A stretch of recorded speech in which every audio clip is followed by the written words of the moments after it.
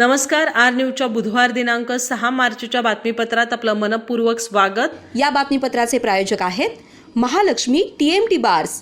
नाते अविरत जुळते आणि प्रत्येकाच्या मनातील चव जपणारे महालक्ष्मी सुरेश मसाले.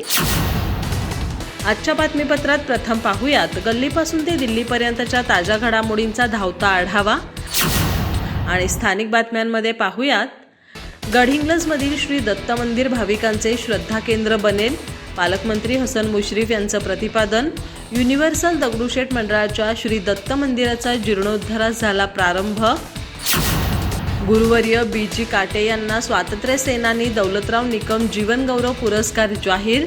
8 मार्च रोजी पालकमंत्री नामदार हसन मुश्रीफ, आमदार सतेज पाटील यांच्या उपस्थितीत होणार पुरस्कार वितरण. विविध क्षेत्रातील दीपस्तंभ ठरलेल्या आदर्श व्यक्तिमत्वाचा झाला या निमित्तानं सन्मान. बाळकृष्ण सोनारे यांच्या मारेकऱ्याला फाशीची शिक्षा द्यावी. चंदगड तालुका सराफ व्यावसायिक संघटनेनं तहसीलदार आणि पोलीस निरीक्षक यांना दिलं निवेदन. तपास जलद गतीनं करून आरोपींना कठोर शिक्षा करण्याची करण्यात आली आहे मागणी.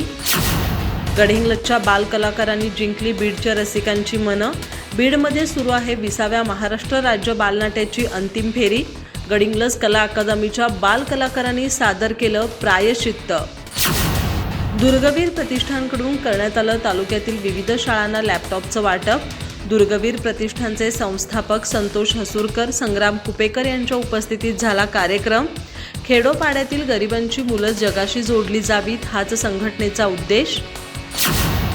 आजच्या पिढीतील विज्ञान शिक्षकांनी आपली जबाबदारी समर्थपणे सिद्ध आणि साध्य करावी. ज्येष्ठ साहित्यिक प्राध्यापक किसनराव कुराडे यांचं प्रतिपादन. कोल्हापुरातील शाहू सभागृहात विज्ञान दिनानिमित्त झाला विज्ञान शिक्षकांचा सन्मान.